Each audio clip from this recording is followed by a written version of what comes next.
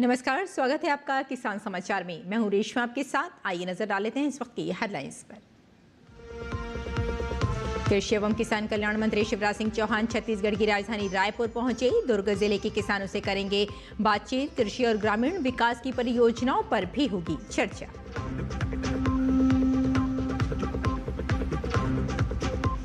उत्तर प्रदेश सरकार की मुख्यमंत्री कृषक दुर्घटना कल्याण योजना किसानों और उनके परिवारों के लिए सामाजिक सुरक्षा कवच का कर रही है काम। अब तक 1,08,000 से अधिक किसानों को मिली आर्थिक सहायता। 18,145 किसानों के परिवारों को मिला लाभ। कर्नाटक की सिद्धरामैया सरकार पर बीजेपी ने अन्नभाग्य योजना में भ्रष्टाचार का लगाया आरोप। बीजेपी विधायक महेश तेंगिनाकाई ने कहा, मुख्यमंत्री सिद्धरामैया ने पिछले साल जनवरी में ना तो चावल दिया और ना ही इसके लिए आवंटित 657 करोड़ का कोई हिसाब। प्रधानमंत्री नरेंद्र मोदी द्वारा शुरू किए गए लोकल फॉर वोकल के लिए धीरेन्द्र पांडे बने मिसाल। अपनी कला के जरिए चीड़ की छाल को भी जीवंत करने का किया कारनामा। लोगों को कला के जरिए आजीविका और रोजगार के लिए भी प्रोत्साहित कर रहे हैं।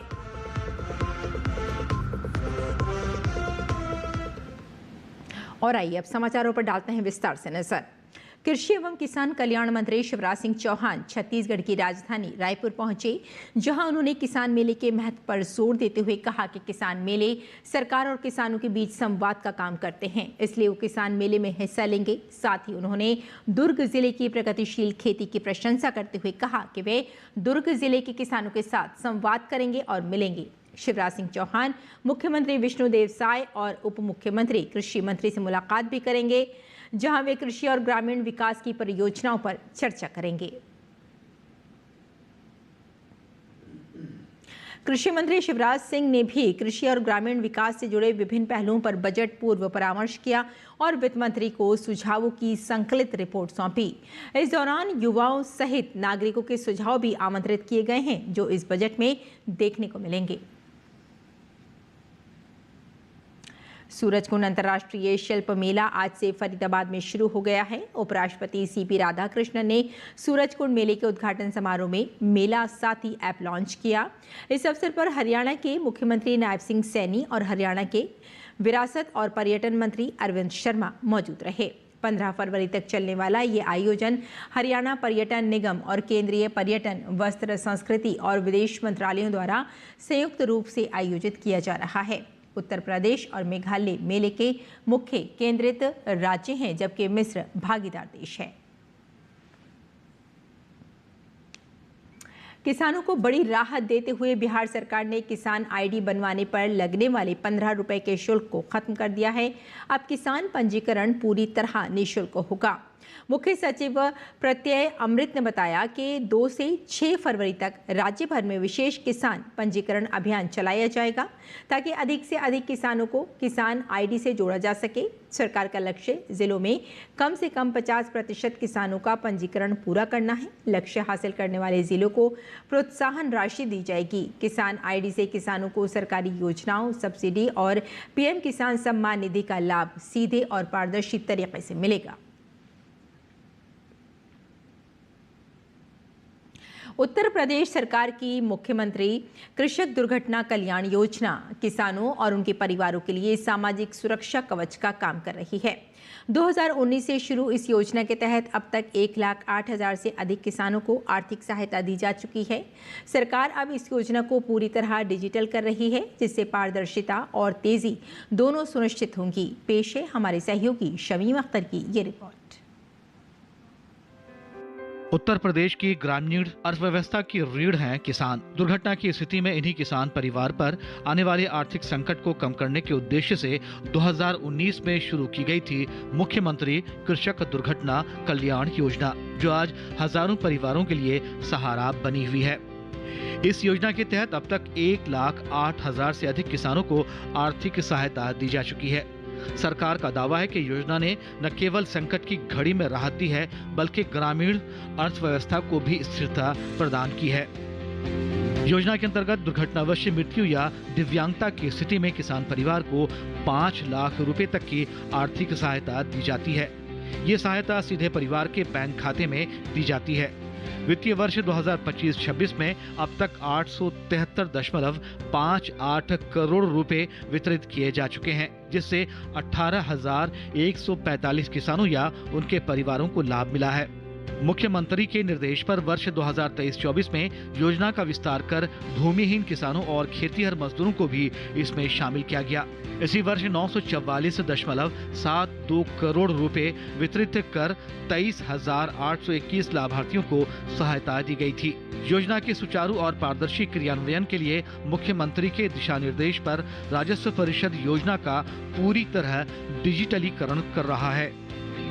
इसके लिए NIC की मदद से एक आधुनिक वेब पोर्टल और सॉफ्टवेयर विकसित किया जा रहा है, जो फरवरी 2026 तक पूरा हो जाएगा।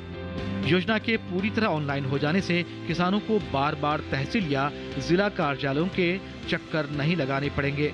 इससे आवेदन से लेकर सीधे बैंक खाते में भुगतान तक की प्रक्रिया सरल, पारदर्शी और भ्रष्टाचार मुक्त हो सकेगी और किसानों का समय और पैसा दोनों बचेगा। आवेदन के लिए खतौनी, आधार कार्ड, मृत्यु प्रमाण पत्र आदि जैसे आवश्यक दस्तावेज के साथ ऑनलाइन bor.up.nic.in पर या संबंधित तहसील या जिला कृषि अधिकारी के कार्यालय में दुर्घटना के 150 दिन के भीतर दरखास्त दे सकते हैं। कुल मिलाकर मुख्यमंत्री कृषक दुर्घटना कल्याण योजना प्रदेश के किसानों को कठिन परिस्थितियों में आर्थिक सुरक्षा प्रदान कर रही है और योगी सरकार की किसान हितैषी नीतियों को मजबूती से आगे बढ़ा रही है। शमीम अख्तर, किसान समाचार। भारत और यूरोपीय संघ के बीच हाल ही में हुआ मुक्त व्यापार समझौता एक महत्वपूर्ण कदम माना जा रहा है। इस ऐतिहासिक समझौते से देश की आर्थिकी में अभूतपूर्व मजबूती के साथ साथ पहाड़ी राज्य हिमाचल प्रदेश में भी आर्थिक रफ्तार की संभावनाएं बढ़ गई हैं। देखिए ये खास रिपोर्ट। भारत और यूरोपीय संघ के बीच हुआ मुक्त व्यापार समझौता हिमाचल प्रदेश के लिए भी काफी फायदेमंद माना जा रहा है। इससे राज्य के उत्पादों को यूरोपीय बाजारों में कम शुल्क पर पहुंच मिलेगी, जिससे निर्यात बढ़ेगा और छोटे उद्योगों को भी बढ़ावा मिलेगा। हिमाचल के लिए ये समझौता कई मायनों में खास है, जिससे हिमाचल पर इस समझौते का सकारात्मक असर पड़ने की संभावना है। इस समझौते से हिमाचल के हस्तशिल्प और फर्नीचर निर्यात को बढ़ावा मिलेगा और हिमाचल उत्पादों की यूरोपीय बाजारों तक पहुंच आसान होगी। इस समझौते के बाद अब हिमाचल के छोटे और मध्य स्तर के उद्यमों को सीधे यूरोपीय ग्राहकों से जुड़ने का मौका मिलेगा, जिससे स्थानीय स्तर पर रोजगार के अवसर बढ़ेंगे। आत्मनिर्भर भारत और विकसित भारत के दृष्टिकोण के अनुरूप इस कदम को देश के साथ साथ हिमाचल के युवाओं और किसानों के लिए भी नए अवसरों की दिशा में सकारात्मक प्रयास माना जा रहा है। इस समझौते से तकनीकी हिमाचल की हरित ऊर्जा और सतत कृषि तकनीकों को बढ़ावा मिलने की भी उम्मीद है, जो प्रदेश की भौगोलिक स्थिति के लिए लाभदायक होगा। हिमाचल प्रदेश में बड़ी संख्या में विदेशी पर्यटक पहुंचते हैं। 2025 के आंकड़ों के मुताबिक करीब 60,000 विदेशी पर्यटकों ने हिमाचल प्रदेश का रुख किया है और इस नए समझौते के बाद प्रदेश का पर्यटन राजस्व बढ़ने की भी उम्मीद है। हमें एक प्लेटफॉर्म दिया हमारी गवर्नमेंट ने कि हम और भी ट्रेड अच्छा करें, टूरिज्म सेक्टर पे एनहांसमेंट होगी और प्रॉफिटेबल बिजनेस बन जाएगा ये दोबारा से, जो कोविड के बाद नहीं रहा था। तो वो दोबारा से अब दुनिया के लोग सारे आएंगे हिमाचल, और हिमाचल की जो एम्प्लॉयमेंट है वो हम ज़्यादा बेटर देख सकते हैं। वहीं प्रदेश के प्रमुख क्षेत्रों जैसे फार्मास्यूटिकल, पर्यटन, पारंपरिक चिकित्सा और कृषि उत्पादों के निर्यात को भी इस समझौते से बढ़ावा मिलेगा, जिससे प्रदेश स्तर पर भी रोजगार के अवसर बढ़ेंगे। इसका सीधा सीधा लाभ हिमाचल प्रदेश की फार्मा इंडस्ट्री पे आएगा। जो हमारे MSME हैं, जो फार्मा इंडस्ट्री है, उसमें से लगभग 90% इंडस्ट्री जो है वो MSME के तहत फॉल करती है। मैं ये मानता हूं कि विशेष तौर पर इसका जो लाभ है वो MSME को मिलने वाला है और हमारे देश की अर्थव्यवस्था तो बढ़ेगी ही। और आप ये भी जानते हैं कि MSME एक ऐसा क्षेत्र है जो सबसे ज्यादा रोजगार मुहैया करवाता है। भारत और यूरोपीय संघ के बीच ये समझौता एक तरफ जहां विकसित भारत के लक्ष्य की प्राप्ति के लिए सकारात्मक प्रयास है, तो वहीं दूसरी तरफ पहाड़ी प्रदेश हिमाचल की आर्थिकी के लिए भी इसे एक अहम कदम माना जा रहा है। खरीफ और रबी सीजन 2025 में उर्वरक आपूर्ति को नई रफ्तार मिली है। रसायन एवं उर्वरक मंत्रालय ने कहा कि रेल मंत्रालय के साथ बेहतर समन्वय से उर्वरक रेक मूवमेंट रिकॉर्ड स्तर पर पहुंच गया है। उर्वरक विभाग के अनुसार जुलाई 2025 में औसतन 72 रेक प्रतिदिन की लोडिंग हुई, जो अगस्त में 78 और सितंबर में बढ़कर 80 रेक प्रतिदिन तक पहुंच गई। ये पिछले 5 खरीफ सत्रों में अब तक का सर्वोच्च स्तर रहा। यूरिया के लिए 312.40 लाख मीट्रिक टन की आवश्यकता के मुकाबले 350.45 लाख मीट्रिक टन की उपलब्धता कराई गई। इसी तरह डीएपी, एमओपी और एनपीकेएस की आवश्यकता 252.81 लाख मीट्रिक टन के मुकाबले 287.69 लाख मीट्रिक टन की उपलब्धता सुनिश्चित की गई। उर्वरक विभाग के अनुसार उर्वरकों की ढुलाई में भी उल्लेखनीय तेजी दर्ज की गई। अप्रैल से दिसंबर 2025 के बीच कुल 530.16 लाख मीट्रिक टन उर्वरकों की आपूर्ति की गई, जो पहली बार 500 लाख मीट्रिक टन के आंकड़े को पार कर गई। उर्वरक विभाग ने इसके लिए रेल मंत्रालय की सराहना की है। अपने एक्सपोस्ट में उर्वरक विभाग ने कहा कि किसानों की खुशहाली और खाद्य सुरक्षा सुनिश्चित करने के लिए उर्वरक विभाग और रेल मंत्रालय के बीच बेहतरीन तालमेल को सुखद परिणाम सामने आया है। सरकार मिलकर बना रही है किसानों का जीवन बेहतर। और कर्नाटक की सिद्धारमैया सरकार पर बीजेपी ने गृहलक्ष्मी घोटाले के बाद अब अन्नभाग्य योजना में भी भ्रष्टाचार का आरोप लगाया है। यह आरोप नेता विपक्ष आर अशोक की ओर से लगाया गया है। उन्होंने कहा कि फरवरी और मार्च 2025 के लिए गृहलक्ष्मी योजना के लिए 5,000 करोड़ का भुगतान नहीं किया गया है।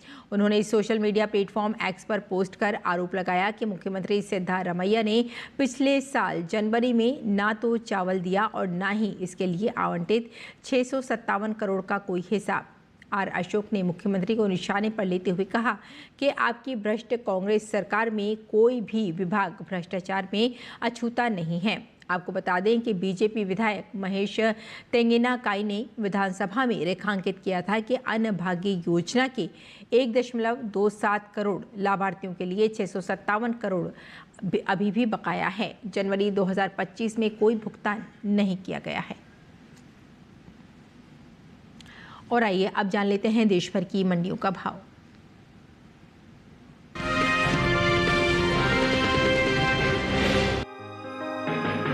कृषि उपज मंडियों में शुक्रवार को गेहूं के सौदे उठा-पटक के साथ हुए।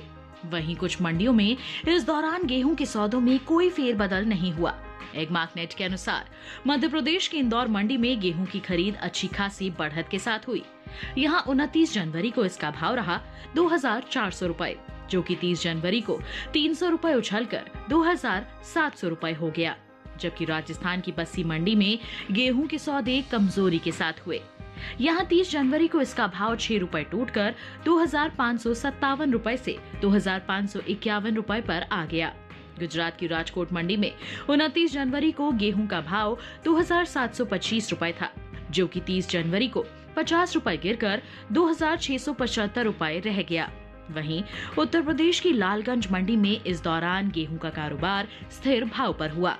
यहाँ 29 और 30 जनवरी को इसकी खरीद बिना किसी फेरबदल के साथ 2,450 रुपए पर हुई।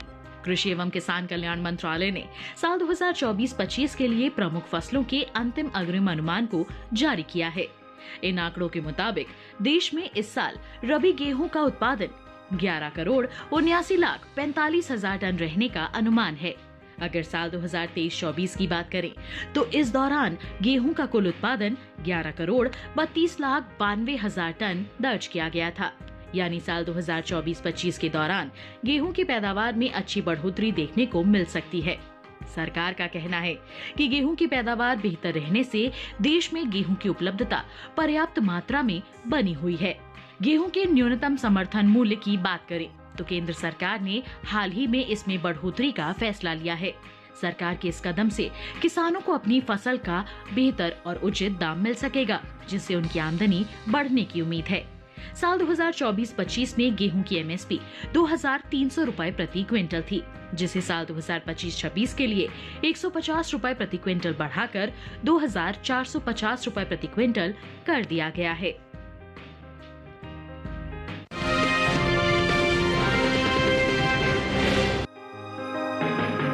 कृषि उपज मंडियों में इस दौरान सोयाबीन की आवक सामान्य है।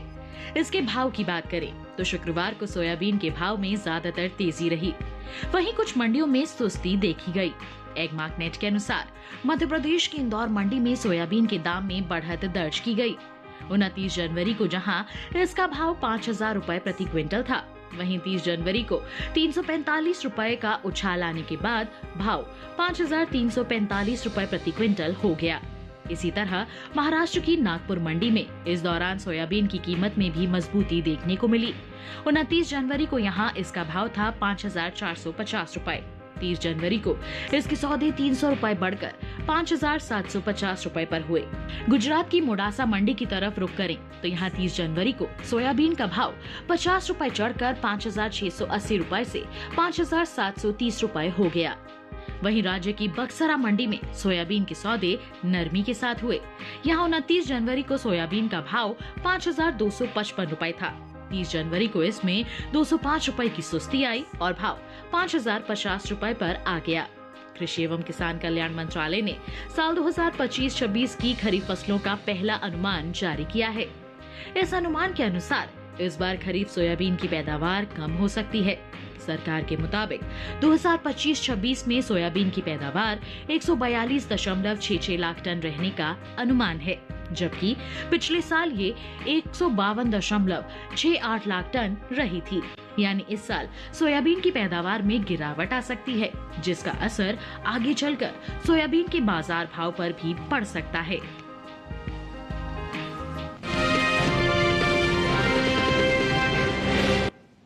और किसान इस मौसम में कैसे रखें अपनी खेती का ख्याल, आइए जान लेते हैं।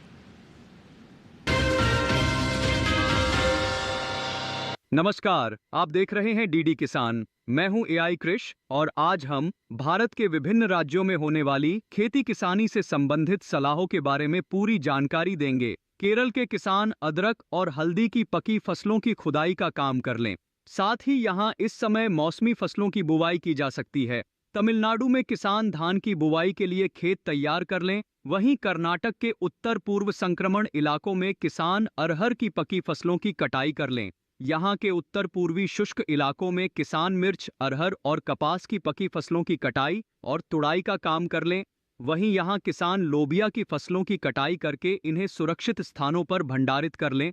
कर्नाटक के दक्षिणी संक्रमण इलाकों में किसान सुपारी, अदरक और हल्दी की पकी पौध की तुड़ाई और खुदाई का काम कर लें। साथ ही यहाँ के किसान धान, सब्जियों और दलहन फसलों की समयानुसार और हल्की सिंचाई कर लें। आंध्र प्रदेश के उत्तर तटीय इलाकों में किसान तिल की बुवाई कर लें।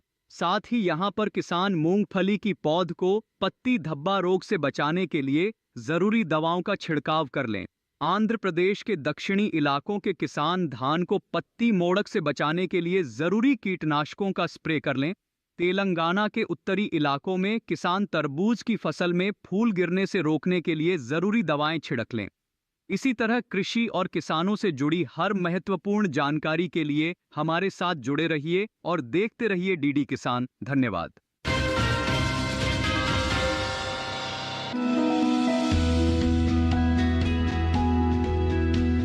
शिमला मिर्च की बुआई का समय चल रहा है। सर्दी का मौसम इसकी खेती के लिए उपयुक्त माना जाता है।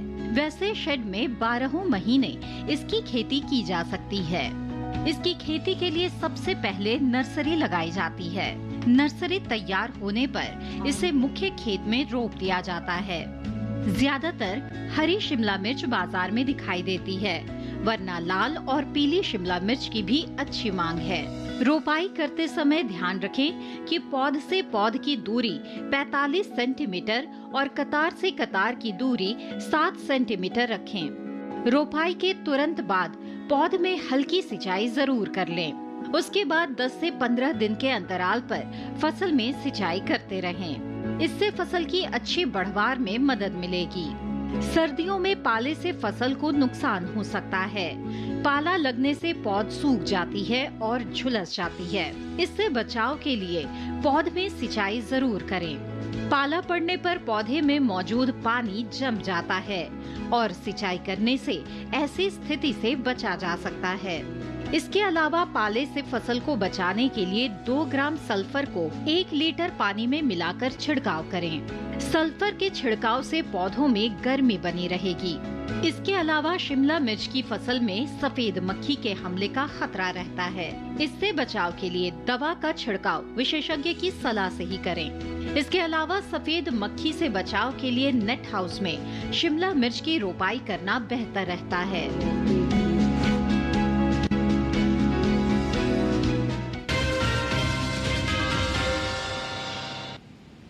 और आइए खेती किसानी के साथ साथ नजर डाल लेते हैं कुछ और महत्वपूर्ण खबरों पर। खास खबर में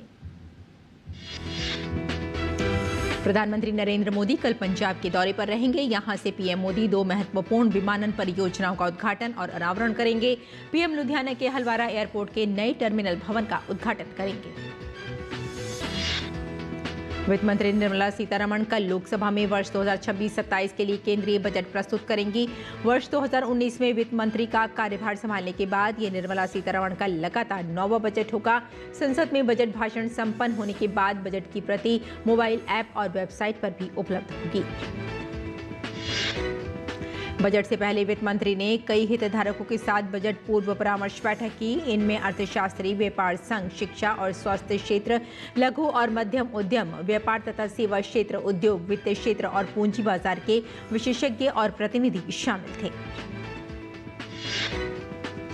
पश्चिम बंगाल के बेलडांगा अराजकता मामले में अब एनआईए की विशेष टीम करेगी। दरअसल कलकत्ता हाई कोर्ट ने अपनी टिप्पणी में कहा था कि बेलडांगा में बार बार अशांति के पीछे का कारण खोजने के लिए यदि आवश्यक हो तो गृह मंत्रालय एनआईए जांच का आदेश दे सकता है।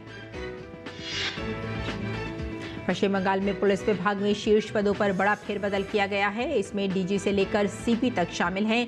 प्रवीण त्रिपाठी को हावड़ा के सीपी पद से हटाकर बैरकपुर कमिश्नरेट की जिम्मेदारी दी गई है। प्रेसिडेंसी रेंज में डीआईजी पद पर कार्यरत आकाश मगारिया हावड़ा के सीपी बने हैं। बिहार के मुख्यमंत्री नीतीश कुमार ने पटना में हुए नीट छात्रा की हत्या मामले में केंद्र सरकार से सीबीआई जांच का आग्रह किया। उत्तर प्रदेश में लखनऊ केजीएमयू के डॉक्टरों ने मस्तिष्क में फंसी गोली से पीड़ित 3 वर्षीय बच्ची की जान बचाते हुए सफल जीवन रक्षक सर्जरी की। बेंगलुरु में आयकर छापों के बाद कथित तौर पर कॉन्फिडेंट ग्रुप के संस्थापक सीजे रॉय ने खुद को गोली मार ली। दिवंगत सीजे रॉय का परिवार बावरिंग अस्पताल के पोस्टमार्टम केंद्र पहुंचा। राष्ट्रपति भवन परिसर में स्थित अमृत उद्यान आम जनता के लिए 3 फरवरी से 31 मार्च 2026 तक खुलने जा रहा है। आगंतुक सोमवार और सरकारी छुट्टी के अलावा सप्ताह के 6 दिन यहां प्राकृतिक सौंदर्य का आनंद ले सकते हैं। जम्मू कश्मीर में कठुआ रेलवे स्टेशन का नाम शहीद कप्तान सुनील कुमार चौधरी के नाम पर रखा गया। शहीद के परिजनों ने खुशी व्यक्त करते हुए इस फैसले का स्वागत किया। तो किसान समाचार में फिलहाल इतना ही। अनुमति दी। नमस्कार।